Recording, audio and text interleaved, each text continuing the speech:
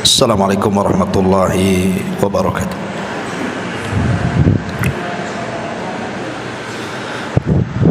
Alhamdulillah, salatu wassalamu ala rasulillah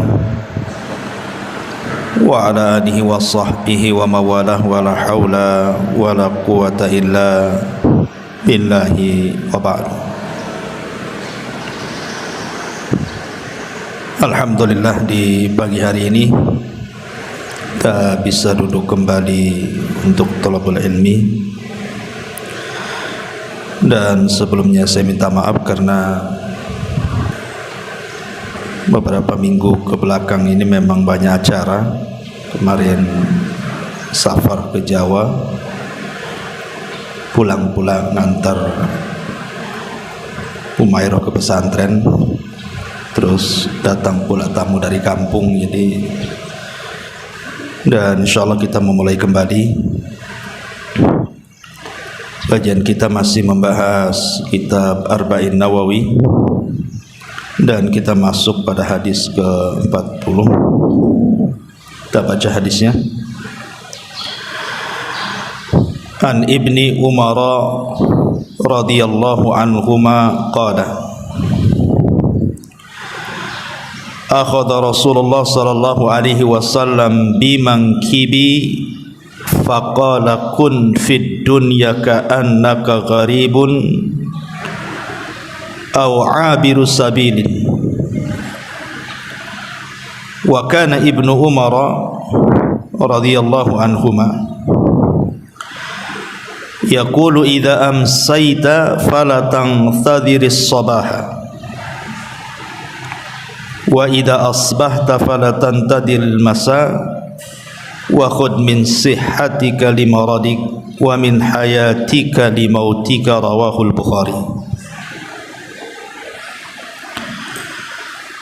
Dari Abdullah ibnu Umar, semoga Allah meridhai keduanya, beliau dan ayahnya Umar ibn al-Khattab radhiyallahu an,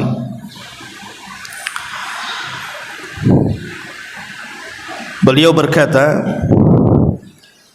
Rasulullah sallallahu alaihi wasallam satu hari pernah memegang kedua pundakku seraya bersabda, jadilah engkau di dunia ini seperti orang asing ataupun seperti musafir.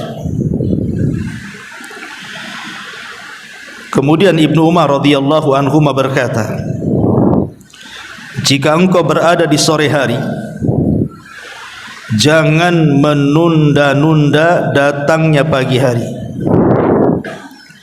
dan jika engkau di pagi hari, maka jangan menunda-nunda sampai datang sore hari.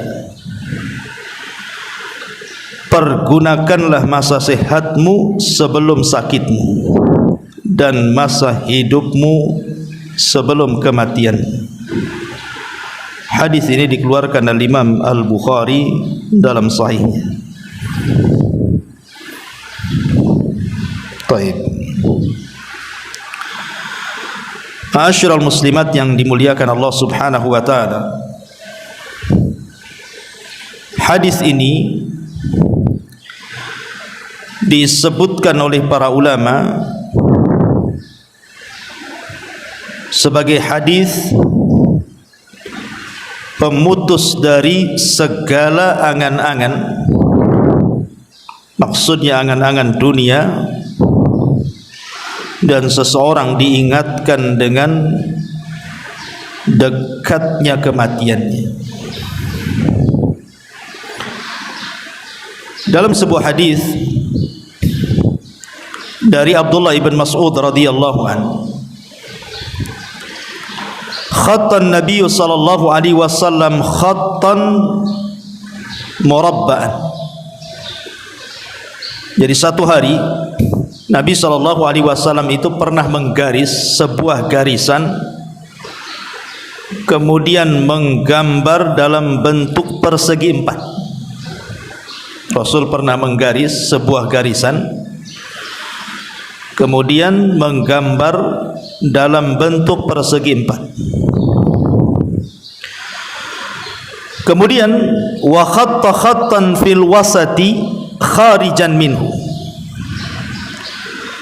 Lalu setelah beliau menggambar persegi empat itu, beliau menggariskan sebuah garis di dalam persegi empat itu yang menjorok keluar. Jadi ini gambar persegi empat, kemudian digaris lagi keluar situ. Kemudian wa khatta khututan sigharan ila hadha alladhi fil wasati min janibihi alladhi fil wasati wa qala hadha al insan wa hadha ajaluhu muhitum bi. Kemudian Nabi SAW di tengah-tengah kotak tersebut menggaris lagi dengan garisan-garisan kecil yang banyak. Kemudian beliau bersabda, garis di tengah ini adalah ibarat seorang manusia yang dikelilingi oleh persegi empat itu, maksudnya ajalnya yang mengelilinginya. Adapun garis-garis itu adalah angan-angannya. Kata Nabi SAW, wa hadzal ladzi huwa kharijun amalu. Adapun garis-garis kecil yang banyak itu diibaratkan sebagai angan-angannya. Maksudnya apa? Nabi SAW dalam hadis Abdullah bin Mas'ud ini mengatakan, ketika menggambar persegi empat, kita ini berada dalam kotak itu, dan kotak itu artinya ajal yang mengelilingi manusia, di mana manusia tidak mungkin keluar dari kotak itu. Artinya manusia tidak mungkin lari dari ajalnya. Adapun garis-garis kecil yang keluar dari kotak itu adalah angan-angannya. Dari sini kita tahu bahwa angan-angan dan ajal itu sesuatu yang berbeda. Karena yang namanya angan-angan itu bisa terjadi, bisa tidak. Ada orang yang bercita-cita ingin jadi dokter, bisa jadi dokter, bisa juga gagal jadi dokter. Ada orang ingin jadi tentara, ya bisa juga jadi tentara, bisa juga gagal. Ada orang ingin menjadi pedagang sukses, ya bisa sukses, bisa juga tidak. Namanya angan-angan. Angan-angan itu hanya sekedar angan-angan saja, bisa tercapai, bisa tidak. Tapi kalau ajal itu bukan angan-angan. Ajal itu sesuatu yang pasti terjadi. Karena yang namanya ajal itu walaupun tidak diangan-angani, kita pengen mati atau pengen dipanjangkan usianya, namanya ajal ya tetap datang. Tidak mungkin gagal ajal-ajal. Dari sini kita tahu bahwa Nabi SAW ingin memutus rantai tulul amal, panjangnya angan-angan bagi manusia, bahwa ajal lebih dekat kepada dirinya dibandingkan angan-angannya. Makanya ada istilah para ulama, aqrabu syai'in al-ajalu wa ab'adu syai'in al-amalu. Paling dekatnya sesuatu itu adalah ajalnya, dan paling jauh sesuatu itu adalah angan-angannya. Lah dalam hadis Abdullah bin Umar radhiyallahu an, Nabi SAW ingin menasihati kita. Jadi satu hari Nabi SAW itu datang kepada Abdullah bin Umar, kemudian memegang kedua pundaknya. Jadi Abdullah bin Umar berada di depannya, Rasul memegang tangan seperti ini ke pundak Ibnu Umar. Dan ini menunjukkan apa? Kasih sayang Rasul kepada murid-muridnya, kasih sayang seorang guru kepada murid-muridnya. Dilihat dari kedekatan Rasul meletakkan kedua tangan di pundak dan bahu Ibnu Umar. Jadi seorang guru harus punya kasih sayang dengan muridnya. Karena Allah sendiri mengatakan, la in kunta faddan ghalidal qalbi dan faddu min hauli, kalau engkau keras kasar kepada orang yang kau dakwahi wahai Muhammad, tentu mereka akan lari dari dakwahmu. Makanya Rasul mencontohkan kelembutan seorang pengajar kepada seorang murid. Dengan kedekatan beliau dan keakrabannya ditunjukkan dari kedua tangan beliau diletakkan di kedua bahu Ibnu Umar. Kemudian Nabi SAW mengatakan, ya Ibna Umar, kun fid dunya ka'annaka gharib. Wahai Ibnu Umar, jadilah di dunia ini seperti gharib, orang asing, au abirus sabil, ataupun seperti orang yang singgah menjadi seorang musafir. Analoginya begini, Bu. Kalau ibu tidak pernah singgah di Batam, anggaplah sebagian ibu ada yang dari Jawa, dari Sumatera, Padang, atau dari daerah manalah sebutkan, tidak pernah ke Batam. Di Batam ini tidak punya pemilih, tidak punya keluarga. Dan Batam ini hanya sekedar kota transit saja, karena tujuannya bukan ke Batam. Boleh jadi ibu mungkin mau ke Singapura atau ke Malaysia. Hanya Batam ini tempat transit saja. Tidak ada saudara, tidak ada kawan, tidak ada siapa-siapa. Datanglah ibu ke Batam hanya sebagai seorang musafir hanya, ataupun transit saja, karena ingin tujuannya kan ke Malaysia atau ke Singapura. Mustahil orang yang transit terpikir macam-macam. Tidak mungkin ibu datang ke Batam terus tanya harga apartemen Habibie, mau beli di situ, ataupun tanya harga tanah berapa satu kaplingnya, atau tanya macam-macam. Tidak mungkin. Orang namanya transit hanya transit saja. Umumnya orang transit itu tidak mungkin tanya-tanya, karena dia tidak lama di situ, hanya singgah pergi lagi, karena harus melewati Batam masalahnya. Lah seperti itulah dunia, kata Nabi SAW kepada Ibnu Umar. Jadi dunia itu transit saja, karena tujuan kita akhirat. Tidak mungkin di dunia ini kemudian tanya rumah, tanya ini, tanya itu, sebagaimana orang asing ketika singgah di sebuah kota, karena dia nggak kenal orang, takut ditipu orang juga kan itu kalau tanya-tanya. Makanya Nabi SAW memberikan sebuah hikayah, permisalan kepada Ibnu Umar yang sangat dalam, dan mengatakan, kun fid dunya ka'annaka gharib aw abirus sabil. Jadilah engkau di dunia seperti orang asing. Yang namanya orang asing itu pasti akan banyak tanya, pasti juga akan takut, pasti akan berharap cepat pergi dari situ. Aw abirus sabil, ataupun seorang musafir. Karena seorang musafir itu tidak mungkin lama di tempat safarnya. Kalau bisa secepat mungkin dia pergi dari situ supaya sampai kepada tujuan. Lah Ibnu Umar ini radhiyallahu an paham dengan hadis ini, sangat paham dengan hadis ini. Makanya kenapa Ibnu Umar kemudian berkata, saking pahamnya dengan nasihat Nabi SAW, kata beliau, idza amsayta falatantadir sabah, wa idza asbahta falatantadir al-masa, wa khudh min sihhatika limaradik wa min hayatika limautik. Jika engkau di sore hari, maka segeralah beramal, jangan menunggu di waktu pagi. Dan jika engkau di waktu pagi juga segera beramal, jangan nunggu di waktu sore. Ambillah di waktu sehatmu sebelum sakitmu, dan di waktu hidupmu sebelum kematian. Ma'asyiral muslimat yang dimuliakan Allah Subhanahu wa taala, Abdullah ibn Umar radhiyallahu anhuma sampai-sampai dijelaskan dalam biografi beliau ini bagaimana zuhudnya beliau dan memegang amanah Nabi SAW untuk dijadikan dunia ini sebagai tempat persinggahan seorang musafir atau orang yang asing yang sampai di situ.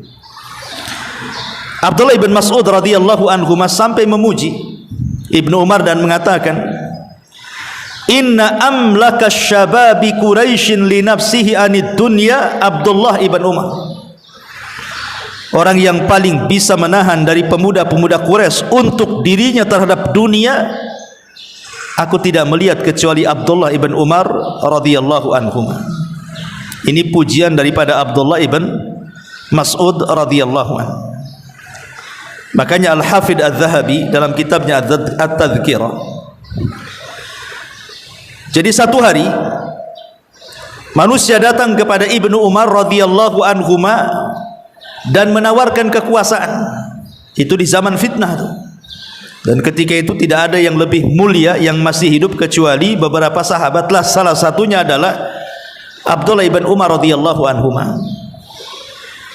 Jadi orang-orang ini datang kepada Ibnu Umar dan mengatakan, anta sayyidun nasi wa ibnu sayyidihim.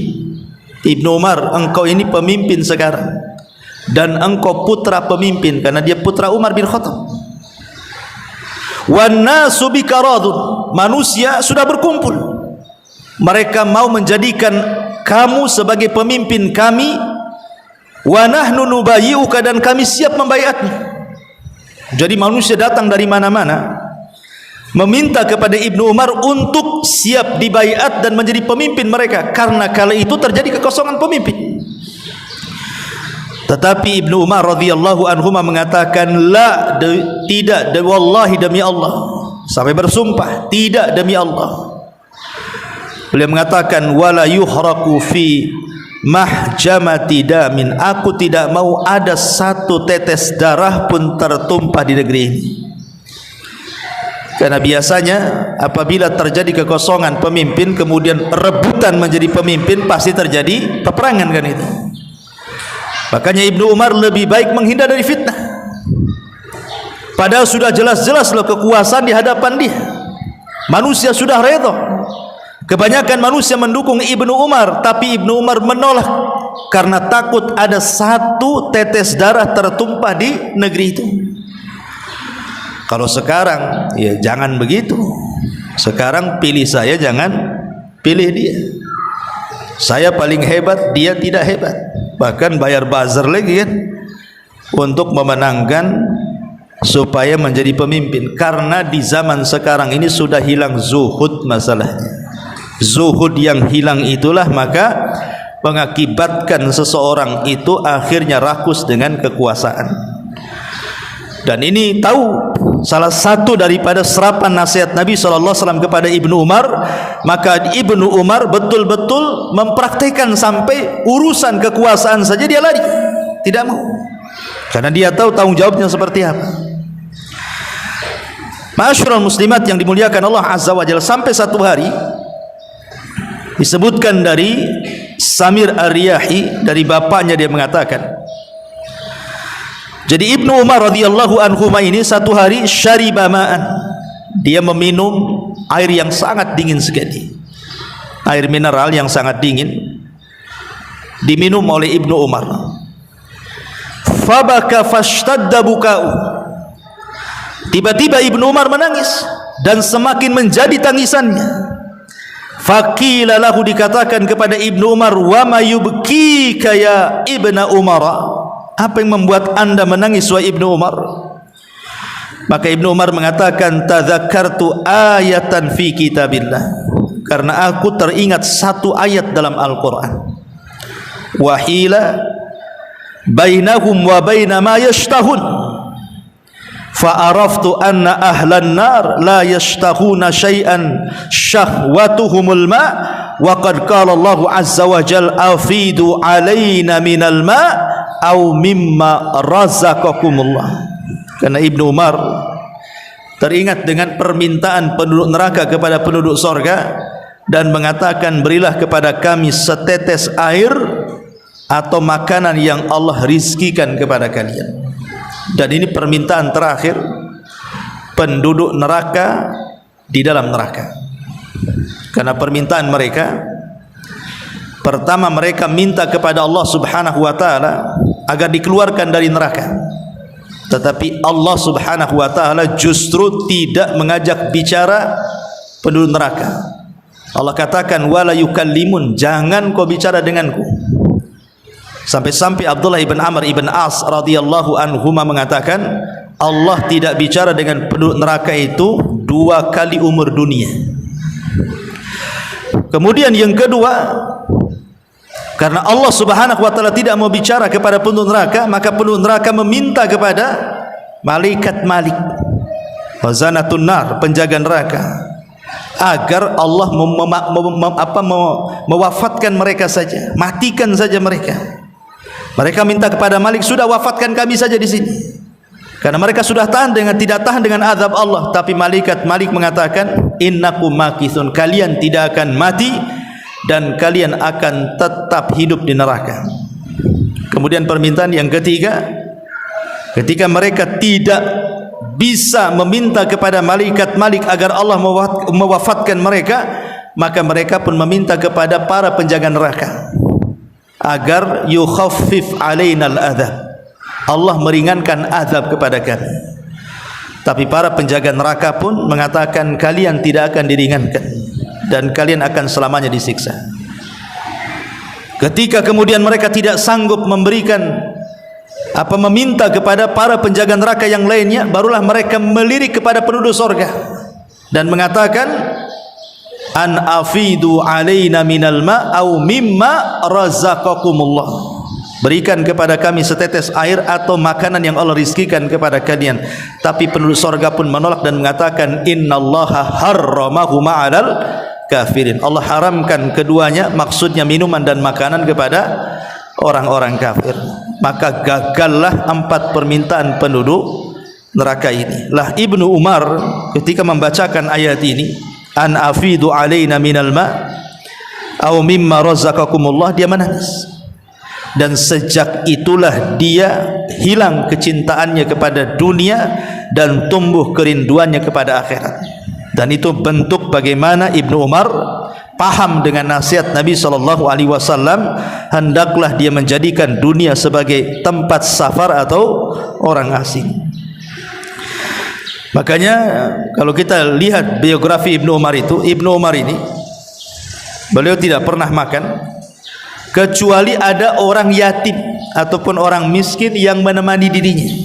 Kalau tidak ada anak yatim, tidak ada orang miskin, dia tidak akan makan. Jadi makannya itu bersama orang fakir dan orang miskin. Kalau tidak ada orang fakir miskin, dia akan makan dia.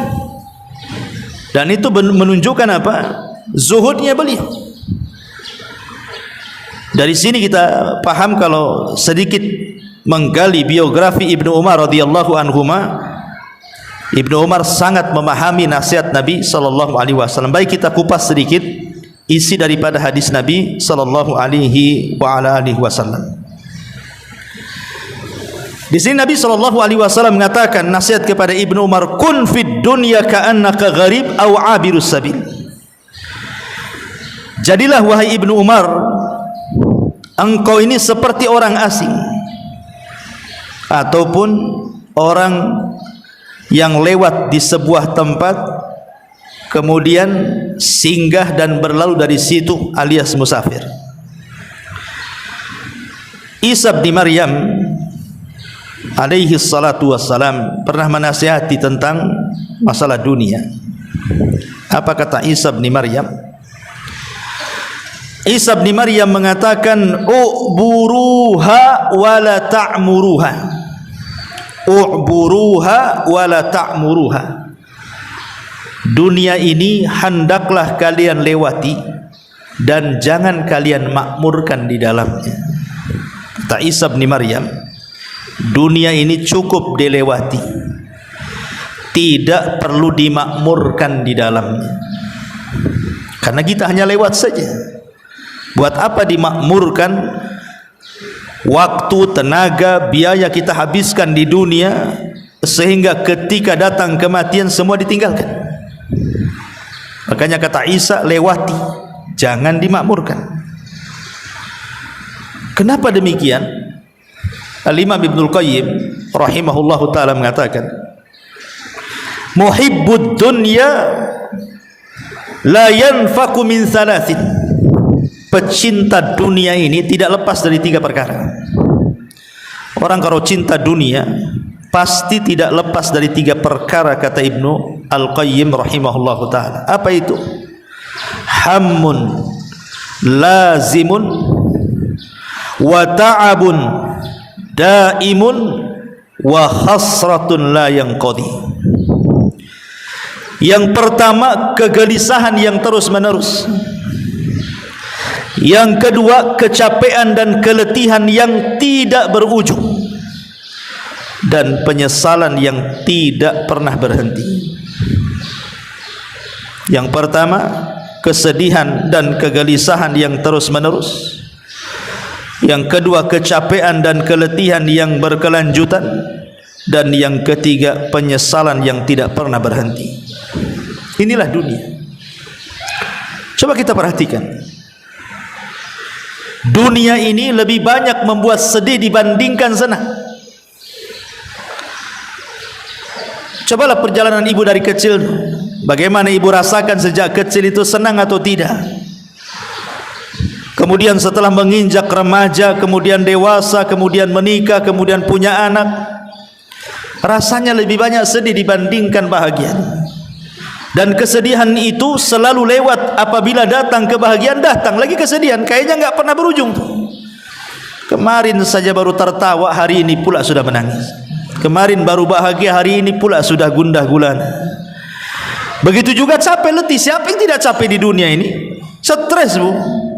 Mikir macam-macam kan, mikir itu. Mikir pengen punya rumah, pengen punya tanah, pengen punya uang, pengen punya baju, tas, macam-macam orang di dunia ini.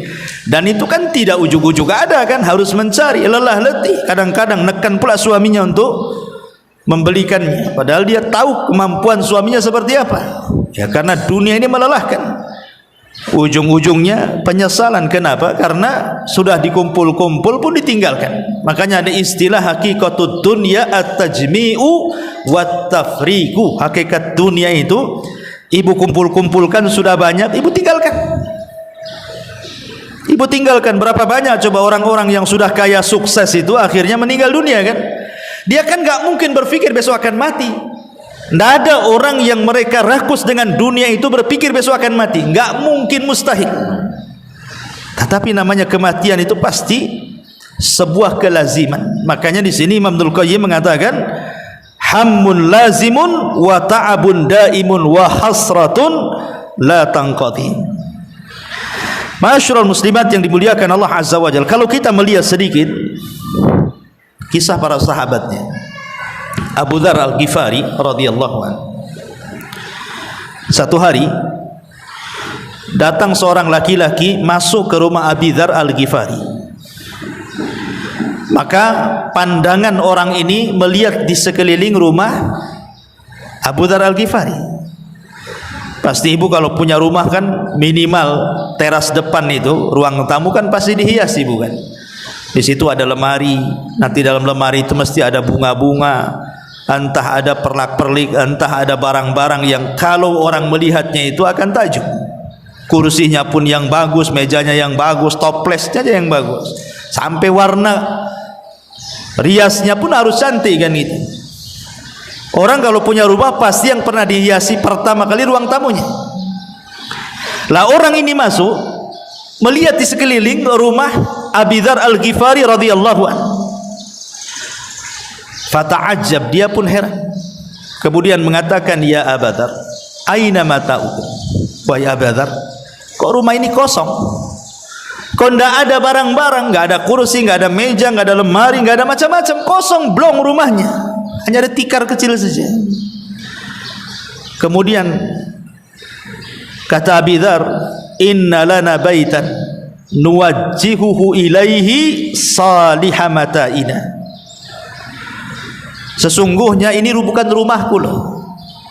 Kata Abu Dzar, ini bukan rumahku. Rumahku itu adalah rumah yang kelak aku akan sampai di sana. Dan disitulah engkau akan melihat barang-barangku yang sangat indah, yang tidak pernah kau lihat. Maksudnya apa? Sorga. Jadi Abu Dzar Al-Ghifari mengingatkan kepada orang ini bukan rumahku. Rumahku di sana. Kalau di sini engkau tidak melihat barang-barang yang indah, nanti lo di sana aku akan melihatnya. Kemudian kata Abi Dzar Al-Ghifari radhiyallahu anhu mengatakan, innahu la budda laka min mata'in ma dumta hahuna. Kemudian orang ini ngomong sama Abu Dzar, Abu Dzar, ya paling tidak adalah barang-barang yang kau bisa nikmati selama kau berada di sini dan belum pindah ke sana. Masa nggak ada sama sekali? Kan kamu masih hidup di sini, belum hidup di sana, gitu maksudnya. Maka Abi Dzar dengan tegas mengatakan, inna sahibal manzil la yada'una fihi. Sesungguhnya pemilik rumah ini tidak mungkin meninggalkan barang-barang yang harusnya ada di sana diletakkan pula di sini. Saya tidak mau. Maunya saya semua yang ada di sini ada di sana. Dan ini menunjukkan apa? Zuhudnya para sahabat Nabi SAW. Dan ini senada dengan kisahnya Abu Ubaidah ibn Jarrah radhiyallahu anhu. Jadi Umar radhiyallahu anhu ketika menjadi khalifatul Islam sepeninggal Abu Bakar Siddiq radhiyallahu anhu mengerahkan pasukan untuk membebaskan Baitul Maqdis dalam perang Qadisiyah. Lah ketika itu pemimpin perang adalah Abu Ubaidah ibn Jarrah menggantikan Khalid ibn Walid. Jadi ketika Baitul Maqdis ini sudah dikuasai kaum muslimin dan kunci Baitul Maqdis siap diserahkan kepada Amirul Mukminin Umar bin Khattab, Abu Ubaidah menyurati Umar agar datang dari Madinah ke Syam untuk mengambil kunci Baitul Maqdis. Karena syaratnya yang mengambil kunci itu adalah Umar, pemimpin kaum muslimin. Berangkat Umar dari Madinah menuju Syam. Sebelum kemudian Umar tertuju kepada Baitul Maqdis, dia ingin melihat kondisi rumahnya Abu Ubaidah, tenda perangnya itu. Jenderal perangnya itu hidupnya seperti apa. Jadi Umar ibn Khattab radhiyallahu an kemudian singgah di tenda Abu Ubaidah ibn Jarrah, satu di antara 10 sahabat yang dijanjikan masuk surga itu. Kemudian setelah Umar masuk, beliau melihat di sekitar tenda, di dalam tenda itu kok tidak ada barang-barang, kok kosong itu tenda itu, padahal dia jenderal perang. Oh, kalau sekarang jenderal, kita lihatlah mantan jenderal itu, bisnisnya di mana-mana, rumahnya di tengah kota, besar luar biasa. Itu mantan jenderal zaman sekarang kan gitu. Ini masih menjabat. Abu Ubaidah ibn Jarrah ini masih menjabat, belum pensiun, belum purnawirawan. Jadi Umar ini melihat di sekitarnya, falam yara syai'an, dia tidak melihat sesuatu, satu barang pun tidak ada di tenda itu. Jadi Umar mengatakan, aina mata'uk, mana barang-barangmu? La ara illa labidan wa suhfatan ila akhir. Aku tidak melihat kecuali hanya benda-benda yang tidak ada harganya. Hanya mungkin piring untuk makan, gelas untuk minum gitu. Kemudian Umar bin Khattab radhiyallahu mengatakan, anta amir, engkau ini pemimpin, ya minimalnya adalah barang-barang mewah. Namanya perang itu kan ada harta rampasan perang kan itu. Apalagi yang diserbu ini bukan negara miskin, yang diserbu ini negara Kisra, negara kaya adidaya, otomatis kan kekayaannya banyak itu. Kalau menang dapat harta ghanimah itu kan macam-macam, emasnya, peraknya, ya kasur empuknya, ya barang-barang mewahnya, barang-barang megahnya kan mesti dapat lah kan, tidak mungkin tidak. Kok tidak ada di tenda itu barang-barang berharga sedikit pun. Jadi Umar mengatakan, wa anta amir, kau ini pemimpin. Kemudian Umar bin Khattab radhiyallahu an meminta kepada anak buahnya, kepada para prajurit, datangkan makanan yang biasa dimakan pemimpin kalian. Maksudnya Abu Ubaidah bin Jarrah. Apakah okelah di tendanya tidak ada barang-barang yang berharga, boleh jadi mungkin makanannya spesial, ya mungkin makanannya spesial yang luar biasa gitu. Kalau di zaman sekarang ya makanan-makanan mahal lah gitu. Rupanya ketika didatangkan makanan itu adalah makanan yang biasa dimakan para prajurit. Jadi nggak ada bedanya, prajurit makan itu, dia juga makan itu, nggak ada bedanya antara jenderal dan pasukannya. Dari situlah kemudian Umar bin Khattab fabaka, beliau pun menangis. Faqala, dan dia mengatakan kepada Abu Ubaidah, ghayyaratna dunya ghairaka ya Aba Ubaidah. Dunia telah merubah kami semuanya, kecuali engkau wahai Abu Ubaidah. Dunia tidak merubah dirimu. Kami semua dirubah dunia kecuali engkau. Ini yang ngomong bukan orang biasa loh, Umar ibn Khattab radhiyallahu anhu. Kalau sudah Umar yang ngomong, ya memang Abu Ubaidah itu seperti itu kan gitu. Karena pujian Umar tidak mungkin sembarang orang dia mengatakan seperti itu. Makanya Umar mengatakan, ghayyaratna dunya, dunia sudah merubah kami. Illa anta ya Aba Ubaidah, kecuali engkau wahai Abu Ubaidah, dunia sama sekali tidak berubah. Itulah makna karena Abu Ubaidah sangat paham hadis Nabi sallallahu alaihi wasallam dalam sebuah hadis, mali walid dunya, mali walid dunya. Kata Nabi sallallahu alaihi wasallam, apalah aku dengan dunia ini? Apalah aku dengan dunia ini? Illa mathalu ma yaj'alu ahadukum isba'ahu hadhihi wa asyara Yahya bisyabbabati fil yammi falyangdur bima tarji. Demi Allah, tidaklah dunia dibandingkan akhirat melainkan seperti salah seorang di antara kalian meletakkan jarinya, Yahya perawi hadis berisyarat dengan jari telunjuknya ke laut, lalu lihatlah apa yang dibawa dari jari jemari itu. Jadi kalau ada lautan, kemudian kita celupkan jarinya, kemudian diangkat lagi, paling ada satu tetes itu. Lah satu tetes itulah menjadi perebutan satu dunia manusia sejak zaman Adam sampai yang terakhir mati. Sementara kekayaan Allah itu terbentang lautannya. Jadi kalau seandainya orang berpikirlah satu tetes yang di jari itu diperebutkan manusia, sementara di depannya lautan yang terbentang berupa sorga, kok tidak dikejarnya? Mana akalnya? Gitu maksudnya. Lah kita rebutan yang satu tetes, sementara yang lautan tak bertepi kok ditinggalkan. Akalnya di mana? Seolah-olah Rasul ingin mengatakan demikian. Ini lautan terbentang loh. Kenapa kalian tidak kejar? Kenapa ngejar yang setetes itu? Makanya Nabi SAW mengatakan, mali walid dunya ma ana wad dunya innama mathali wa mathalud dunya kamathali raqibin dhalla tahta syajaratin thumma raha wa tarakaha. Apalah arti dunia bagiku, kata Rasul? Apa urusanku dengan dunia?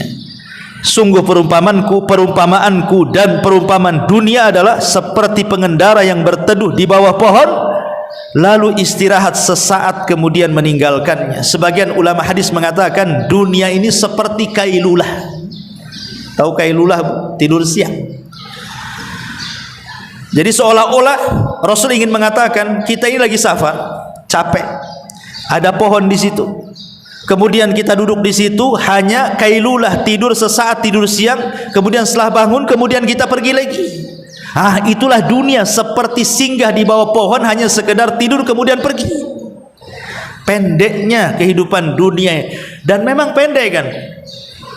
Sekarang kan ibu yang usianya 40-50 tahun kan udah nggak terasa.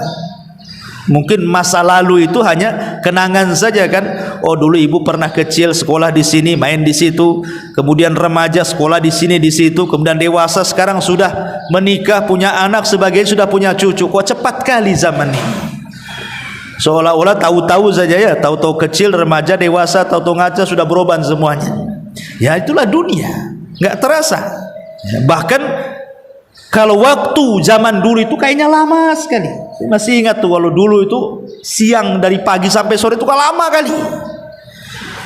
Tapi sekarang kan dari pagi ke sore itu cepat sekali rasanya. Tahu-tahu zuhur, asar, maghrib. Ini kayak kajian saja. Baru tadi kita ngaji udah 9.42 sekarang ini. Terasa duduk kayak gini. Ya. Nah ini menunjukkan bahwa dunia ini hanya sesaat. Bahkan ada seorang sahabat, Salman Al-Farisi radhiyallahu anhu.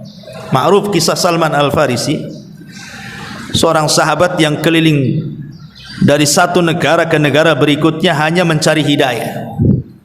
Dari beragama penyembah berhala berupa api, Majusi, kemudian masuk Nasrani, kemudian dibeli oleh tuan Yahudi sampai akhirnya dapat hidayah masuk Islam. 3 agama dilewati itu Salman Al-Farisi. Majusi, Nasrani, Yahudi, baru Muslim. Ya. Dan Salman Al-Farisi walaupun demikian termasuk as-sabiqun al-awwalun. Dia orang-orang yang lama mengikuti jejak Nabi. Salman Al-Farisi seolah-olah ketika Allah Subhanahu wa taala tidak menghendaki Abu Lahab masuk ke dalam Islam, Allah ganti Salman Al-Farisi yang bukan orang Arab justru mendapatkan hidayah saat kematian, detik-detik wafatnya. Jadi Sa'ad bin Abi Waqqas ini satu di antara 10 sahabat yang dijanjikan surga ini datang menjenguk Salman saat wafatnya. Kemudian dilihatnya Salman ini menangis. Maka Sa'ad bin Abi Waqqas berusaha menghibur Salman dan mengatakan, "Alaisa qad sahibta Rasulullah sallallahu alaihi wasallam kada wa kada, alaysa kada wa kada, alaysa kada wa kada." Wahai Salman, engkau ini orang yang paling lama berkawan dengan Nabi, sekian dan sekian waktu. Engkau sudah berbuat begini dan begitu bersama Nabi, engkau sudah berbuat begini dan begitu bersama Nabi. Jadi Sa'ad bin Abi Waqqas berusaha menenangkan Salman karena ketika itu menangis saat detik wafat itu, diingatkan dengan kebaikan. Dan ini sunnah hukumnya, kalau ibu ziarah kepada orang sakit, maka yang dibicarakan tidak boleh kecuali kebaikan. Tidak boleh ibu bicara soal keburukan di ruangan yang ada orang sakit di situ, nggak boleh. Tetapi ceritakan kebaikan, kau ini orang baik, atau diceritakan ke kawannya biar dia dengar. Sayang dia sakit, ya dia itu orang baik, mudah-mudahan Allah sembuhkan dia, supaya dia dengar waktu sakitnya. Ya, karena di sini Sa'ad memberikan contoh kepada kita, menjelaskan kepada Salman bagaimana jasa beliau dulu dan bagaimana pertemanan beliau dengan Nabi sallallahu alaihi wasallam. Qala Salman, tapi Salman mengatakan, dia mengatakan, "Ma abki wahidatan minal isnain." Aku bukan menangis karena satu di antara dua perkara. Kata Salman, aku menangis bukan karena satu di antara dua perkara. Kemudian Salman mengatakan, "Ma abki dhannan lid dunya wala karahiyatan lil akhirah." Demi Allah aku mati bukan karena aku terikat dengan dunia, aku tidak mau meninggalkan dunia, bukan itu. Bukan pula aku membenci akhirat, karena orang mati itu cuma dua nih. Kenapa orang itu kemudian saat kematiannya sulit, sehingga kemudian terkadang di antara mereka itu harus koma berbulan-bulan loh, bertahun-tahun. Ada Allah siksa seperti itu orang tuh, gak mati-mati. Ada orang koma bertahun-tahun itu. Boleh jadi karena dipersulit kematiannya. Kan ada orang yang mati itu ketika berwasiat, yang diwasiatkan itu urusan dunia, padahal dia akan berpisah dengan dunia. Aneh itu. Tolong jaga tanah tanah bapak, tolong jaga tanah ini, tanah itu, ini perusahaan tolong jaga. Dia sendiri akan berpisah dengan perusahaannya itu, dengan tanahnya. Masih juga berwasiat dengan dunia, kan akalnya hilang tuh. Oh, dia mau berpisah dari dunia, kok wasiat dengan dunia pula. Kecuali kalau wasiatnya kebaikan, tolong nah ini sepertiganya wasiatkan, kasihlah untuk masjid, kasihlah untuk anak yatim, jelaskan itu ya. Tapi ada sebagian orang tidak berpikir ke situ, sehingga terjadilah karahiyata lil mauti, benci kematian dan benci akhirat. Kata Salman, aku menangis bukan karena takut meninggalkan dunia atau benci dengan akhirat. Walakin, kata Salman, akan tetapi, walakin Rasulullah sallallahu alaihi wasallam ahida alayya ahdan. Dulu Rasul pernah berjanji kepadaku dan aku pernah berjanji kepadanya. Aku khawatir janji yang pernah aku berikan atau Rasul SAW janjikan kepadaku, aku tidak bisa menepatinya. Kemudian dia mengatakan, fama arani illa qad ta'addaitu, dan aku tidak pernah melihat pada diriku kecuali aku sudah melampaui janji itu. Aku belum bisa menepati janji yang dijanjikan Rasul kepadaku. Lah saat ini mendengar Salman mengatakan seperti itu, heran. Jangan-jangan Rasul juga pernah janji kepada dia dan dia belum melaksanakannya. Jadi saat ini mendesak kepada Salman, wa ma'ahida ilaika, apa yang dijanjikan Rasul kepadamu wahai Salman? Jangan-jangan aku juga sama gitu ya. Maka Salman Al-Farisi radhiyallahu an mengatakan, annahu yakfi ahadakum mithlu zadir raqib wala arani illa qad ta'addaitu wa ma anta ya Sa'ad fattaqillah idza inda hukmika wa idza hakamta wa inda qasamika idza qasamta wa idza hammika idza hamamta. Kata Salman Al-Farisi radhiyallahu anhu, Rasul dulu pernah berjanji kepadaku agar engkau wahai Salman menjadikan kehidupan dunia ini dalam berjalan di atas dunia ini mithlu zadir raqib. Ambillah perbekalan secukupnya seperti seorang musafir berbekal. Ibu kalau berbekal safar, tidak mungkinlah rumah dibawa. Macam mana bawa rumah? Walaupun punya kendaraan, tidak semua orang itu bawa kendaraannya kan. Ibu mau safar ke Jawa, punya mobil bagus di sini. Ada sebagian kita yang bawa, ada sebagian kita yang tidak bawa kan. Malas pula mau bawa mobil, bagus dia charter di sana.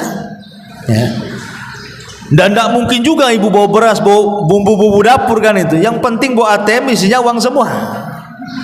Artinya kan orang kalau mau safar itu kan dia pasti cari yang ringan. Makanya kalau orang cerdas dalam safar itu dia tidak mau bawa koper banyak-banyak kan. Ngapain bawa koper banyak-banyak kan itu. Bagus beli pakaian di jalan. Ya, pulang bawa oleh-oleh jadinya kan. Kalau bawa koper banyak-banyak, bawa oleh-oleh di sana tak jadi beli. Pulangnya sekoper itu yang kita bawa kan. Pasti orang kalau safar itu dia cari yang paling ringan tuh. Kalau bisa jangan nenteng lah, nenteng dompet saja. Karena sekarang ini safar dimudahkan, mau makan tinggal makan, mau beli pakaian tinggal beli, di mana saja pun ada pasar gitu. Artinya bahwa Rasul ingin mengatakan, kalau engkau menjadi seorang musafir, maka ambillah perbekalan secukupmu, lah itulah dunia. Ambillah perbekalan secukupnya di dunia untuk akhiratmu. Lah kata Salman Al-Farisi, wala arani illa waqad ta'addaitu, dan aku tidak pernah melihat pada diriku kecuali aku sudah melampaui janji itu. Adapun kau wahai Sa'ad, mumpung kau masih hidup, bertakwalah kepada Allah dalam hukummu apabila engkau berhukum, dalam pembagianmu apabila engkau membagi, dalam cita-citamu apabila engkau bercita-cita. Dari kisah tiga sahabat ini radhiyallahu anhum menunjukkan bagaimana mereka mengajarkan kepada kita tentang pentingnya zuhud dan tentang bahayanya panjang angan-angan. Inti daripada nasihat-nasihat para sahabat ini bahwa di sini ada faedah tentang pentingnya zuhud dan pentingnya seseorang itu untuk tidak memperpanjang angan-angan. Kenapa demikian? Malik ibn Dinar, seorang ulama salaf, mengatakan arba'un minasyaqa, ada 4 perkara termasuk kecelakaan manusia. Kalau ibu masuk dalam 4 perkara ini celaka. Kata Malik ibn Dinar rahimahullahu ta'ala, yang pertama qaswatul qalbi. Ibu kalau keras hati, ini bahaya ya, jangan keras hati. Yang kedua jumudul aini. Ibu kalau susah menangis, susah menangis, baca Quran susah menangis, susah diingatkan akhirat juga susah menangis ya. Karena itu akibat dari keras hati kan. Kalau sudah keras hati pasti mata susah menangis ya. Tapi kalau lembut hatinya pasti mata akan mudah menangis. Kemudian yang ketiga tulul amal, panjang angan-angan, yang berakibat kepada yang terakhir wal hirsu ala dunya. Dari panjang angan-angan itulah akhirnya seseorang rakus terhadap dunia. Sudah tidak kenal mana halal mana haram, yang penting dapat dunia. Ini kata Malik ibn Dinar 4 perkara kalau ada pada hidup manusia celaka dia. Hatinya keras mengakibatkan susah menangis, otaknya panjang angan-angan dunia, berakibat dia pun rakus terhadap dunia tanpa menyaring apakah dunia yang diambilnya halal ataukah haram.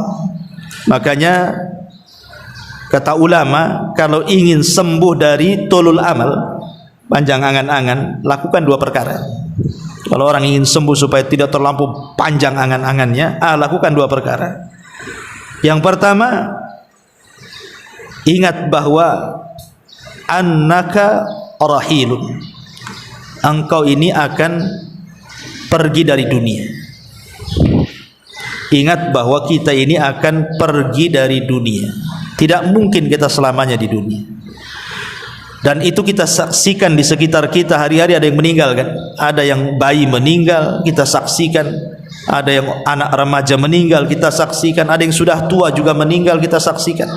Bahkan sebagian ibu mungkin ada yang memandikannya, mengkafaninya, dan kita saksikan itu. Artinya dunia ini tidak mungkin lama. Kemudian yang kedua, alaika biziaratil maqabir.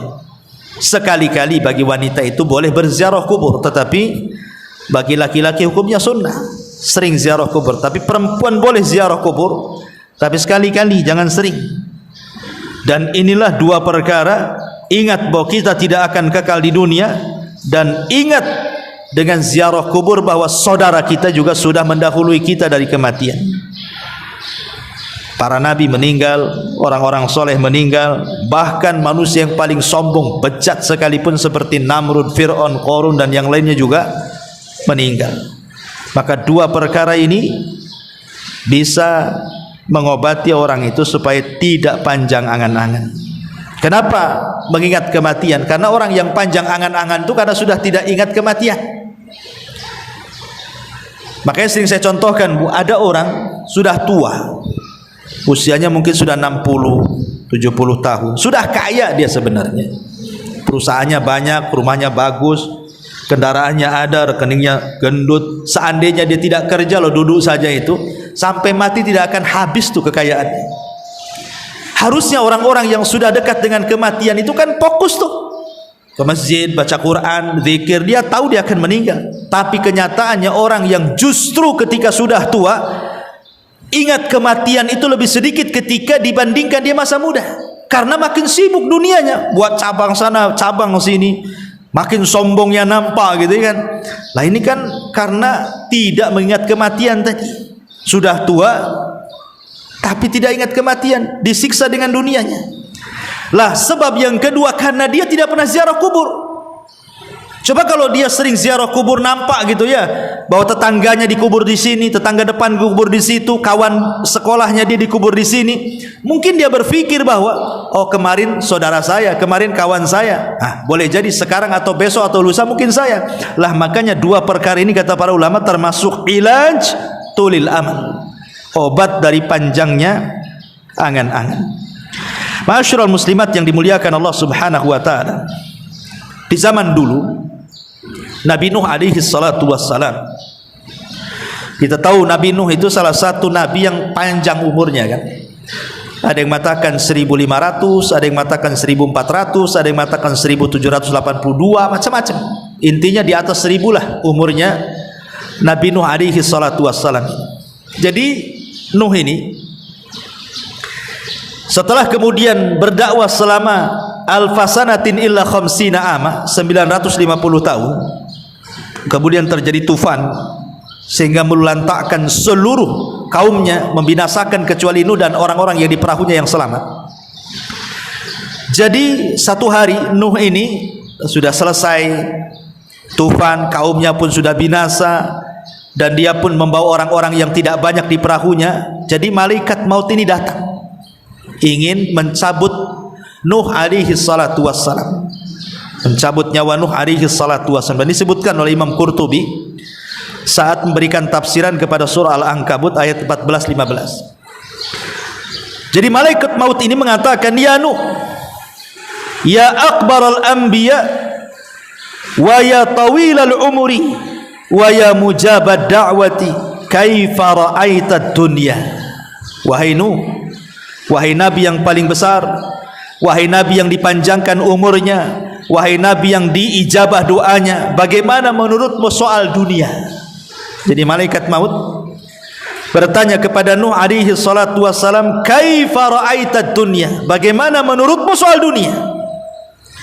Maka Nabi Nuh alaihi salatu wassalam mengatakan, mithla rajulin bunya lahu baitun lahu baban fadakhala min wahidin wa kharaja minal akhar.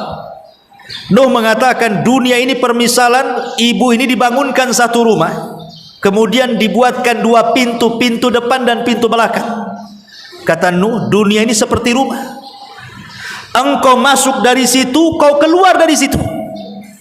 Ya, Nuh alaihi salatu wassalam mengatakan, dunia ini seperti rumah. Ibu punya rumah, ada dua pintu, pintu depan dan pintu belakang. Seolah-olah ibu masuk dari pintu depan, kemudian keluar dari pintu belakang. Itulah dunia. Rumah ini tidak akan dibawanya, ditinggalkan begitu saja. Seolah-olah keluar masuk saja, masuk keluar saja. Hanya singgah sebentar, masuk rumah, duduk, kemudian keluar lagi. Lah itulah dunia, kata Nuh alaihi salatu wassalam. Dalam riwayat, dakhala min ahadihima wa jalasa hunayatan thumma kharaja min babil akhar. Engkau masuk ke dalam rumah, kemudian berduduk sejenak. Hunayah itu sejenak duduk, kemudian keluar lagi. Makanya kenapa di dalam Al-Quran itu illa asyiyatan aw duhaha. Nanti di akhirat orang itu ditanya soal jam mereka hidup di dunia, mereka mengatakan seolah-olah di dunia ini hanya asyiyah aw duhaha, hanya sesaat saja di waktu duha, kemudian pergi. Itulah dunia, kata Allah. Tapi ma'asyiral muslimat yang dimuliakan Allah Azza wa Jalla, inilah di antara kisah-kisah sahabat Nabi SAW dan juga para nabi. Nasihat terakhir dari hadis ini adalah perkataan Ibnu Umar radhiyallahu anhuma di ujung riwayat, "Idza amsayta fala tantadiris sabah wa idza asbahta fala tantadiril masa wa khudh min sihhatika limaradik wa min hayatika limautik." Ini nasihat Ibnu Umar kepada kita. Jika engkau berada di sore hari, jangan menunggu datangnya pagi hari. Dan jika engkau berada di pagi hari, jangan menunggu datangnya sore hari. Maksudnya, kalau pagi ini kita bisa beramal, jangan nunggu nanti sore. Pagi ini ibu bisa punya uang ingin sedekah, sudah langsung sedekahkan. Ya, pagi ini ibu bisa ingin baca Quran, ya sudah, jangan diprogram, nanti sore kan ada waktu. Kalau pagi ini ingin silaturahim ke saudara yang sedang sakit, ya sudah, segerakan hari ini berangkat. Karena belum tentu sore bisa gitu. Betapa banyak orang yang mengagendakan sesuatu ternyata tidak jadi. Tapi berapa banyak orang-orang yang tiba-tiba ada program dijalankan langsung jadi pula dia kan. Ramai-ramai kita ke rumah si Anu, ramai-ramai datang. Tapi kalau kita sore aja lah, biar kita tenang, senang, waktunya ada. Ketika sore banyak pula alasan kawan-kawan kan. Oh, tidak bisa datang, tidak bisa hadir, tidak bisa ini, tidak bisa itu, karena ini, karena itu, banyak macam kan. Makanya kenapa kemudian di sini Ibnu Umar mengatakan kalau bisa beramal di waktu pagi, jangan pula nunggu di waktu sore, ataupun sebaliknya, karena umur manusia tidak tahu. Dari sini Nabi SAW mengatakan, badiru bil a'mali sab'an, bersegeralah kalian beramal saleh sebelum datang 7 perkara. Dan ini sudah saya jelaskan ke ibu-ibu. Apa itu? Illa hal tantadiruna illa faqran munsiya.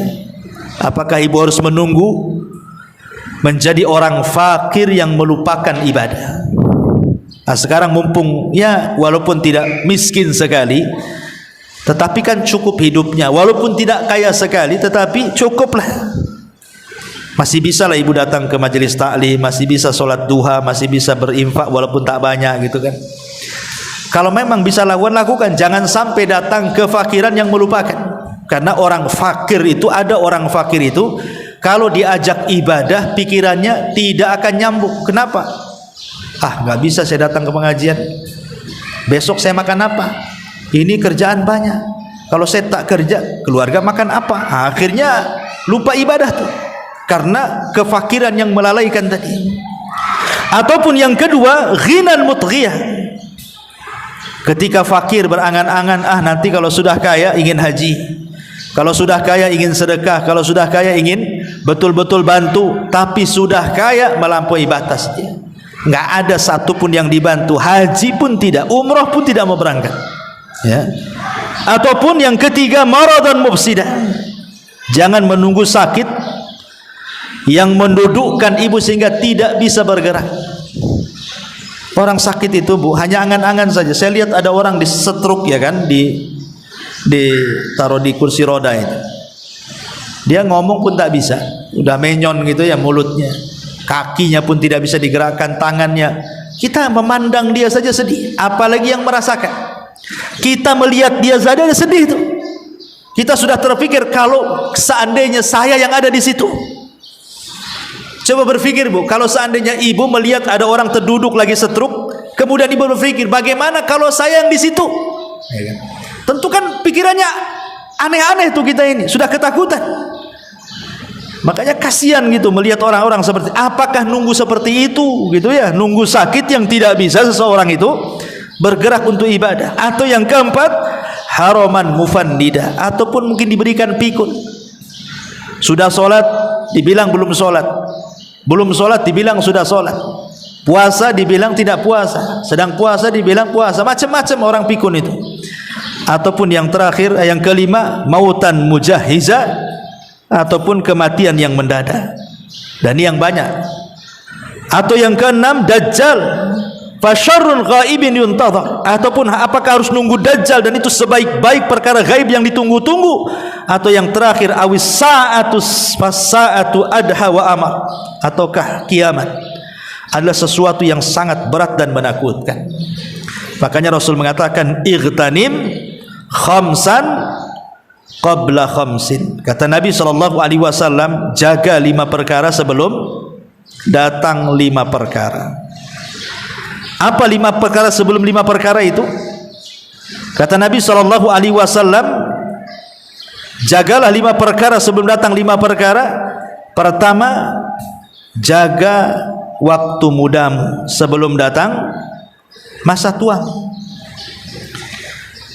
Sekarang ibu, kita lihat ibu punya anak remaja lah.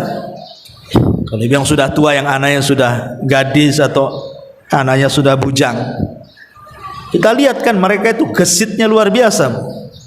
Naik motor aja bisa ngebut-ngebutnya orang tuh. Anak muda itu kan Bu, suruh ke pasar aja sebentar aja dia, kan lagi gesit-gesitnya. Dan ibu pernah merasakan itu, jalan ke sana kemari tidak punya capek. Itu anak muda tuh.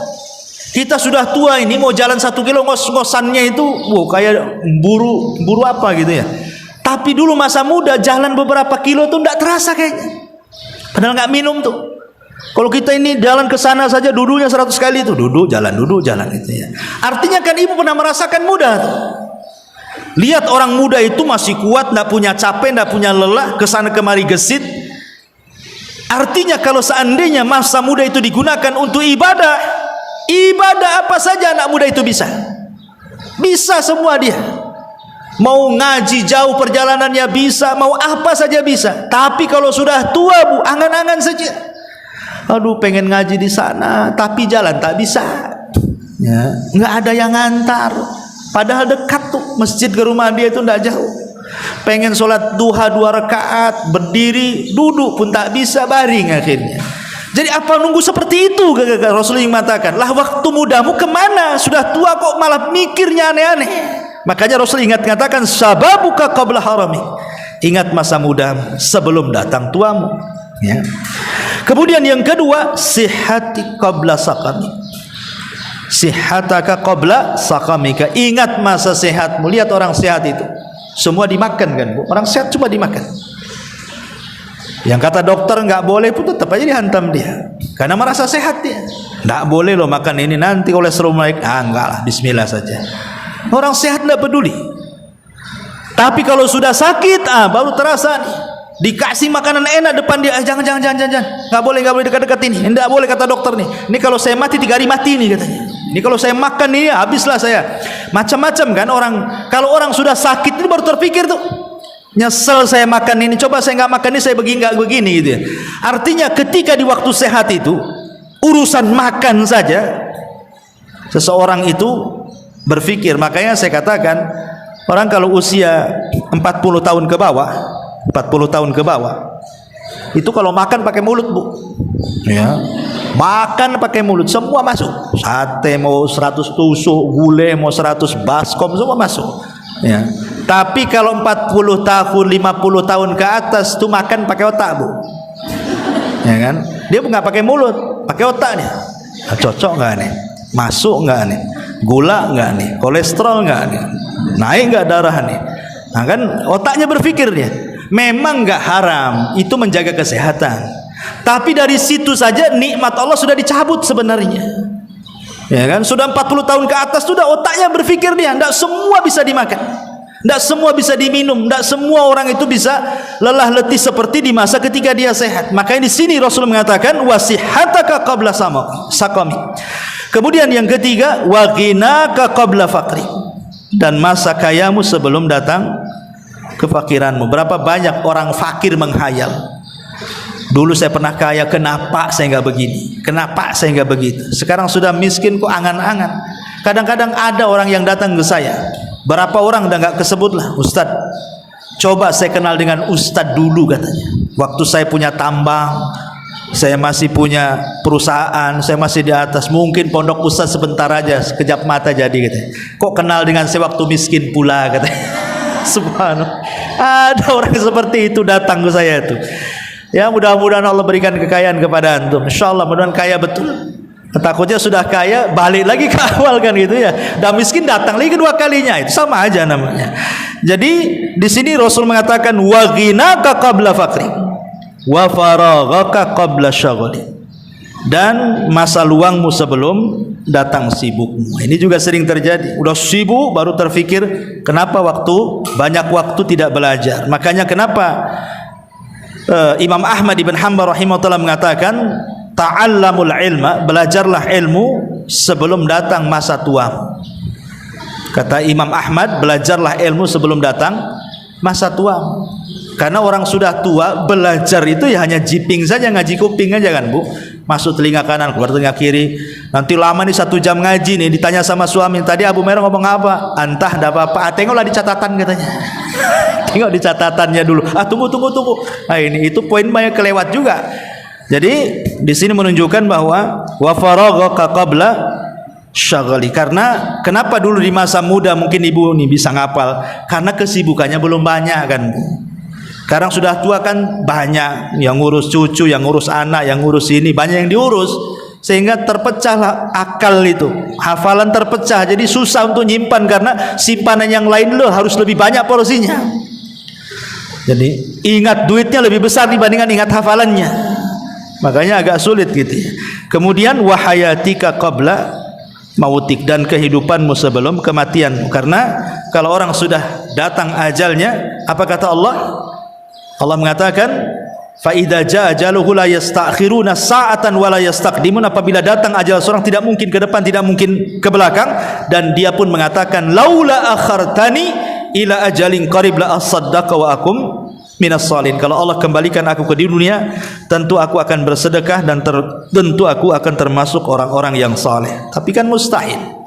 Itu hanya penyesalan yang tidak ada guna. Wallahu alam. Ini diantara hadis ke-40.